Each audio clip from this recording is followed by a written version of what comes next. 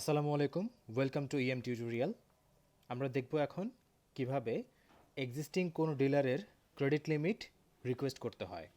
অর্থাৎ এক্সিস্টিং কোনো ডিলার আমাদের সিস্টেমে আছে, সেই ডিলারের কোনো ক্রেডিট লিমিট দেওয়া আছে, সেই ক্রেডিট লিমিটটাকে যদি চেঞ্জ করতে চাই, ক্রেডিট লিমিটের এসিএল কিংবা ডিসিএল পোর্শনটা, সেটা কিভাবে করতে হবে সেটা আমরা এখন দেখব।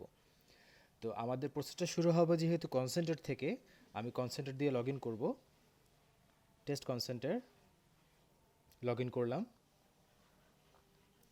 এবার ড্যাশবোর্ডের পাশে যে মেনু বার আছে সেখানে চলে যাব। এখান থেকে একদম নিচে ক্রেডিট লিমিট অপশনটি দেখা যাবে।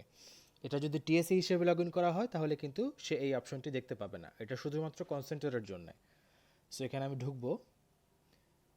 ঢোকার পরে আমার বর্তমানে যত ডিলার আছে সেই ডিলারের যত ক্রেডিট লিমিট আছে সেটা এই লিস্টে এখানে দেখাবে।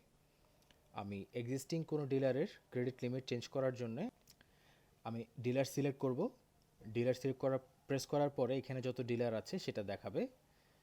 সেটা সিলেক্ট করার পরে আমি যখনই কোনো ডিলার সিলেক্ট করব সে ডিলারের বেসিক ইনফরমেশনটা সবার আগে ফিল আপ হয়ে যাবে। সেটা হচ্ছে organization name, contact number, existing credit limit ACL, existing credit days অর্থাৎ ডিসিএল, এটা ফিল আপ হয়ে যাবে।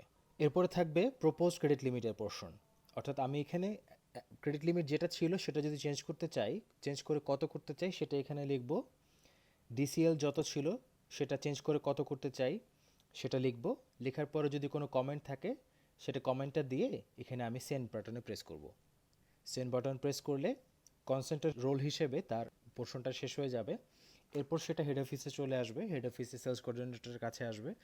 সেলস কোঅর্ডিনেটর সেটা দেখে ফরওয়ার্ড করে দিবে ক্রেডিট কন্ট্রোলের কাছে।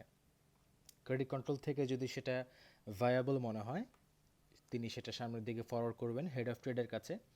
হেড অফ ট্রেড এরপরে সেটা পাঠিয়ে দেবেন হেড অফ মার্কেটিং অ্যান্ড সেলসের কাছে। এরপর সেটা চলে যাবে হেড অফ ফাইন্যান্সের কাছে এবং সবশেষে সব কিছু ঠিক থাকলে ম্যানেজিং ডিরেক্টর লেভেলে সেটা অ্যাপ্রুভ হবে। এভাবে একটি ক্রেডিট লিমিট এক্সিস্টিং ডিলারের জন্য এসিএল বা ডিসিএল চেঞ্জ করা রিকোয়েস্ট সাবমিট করতে হয়। Thanks for watching.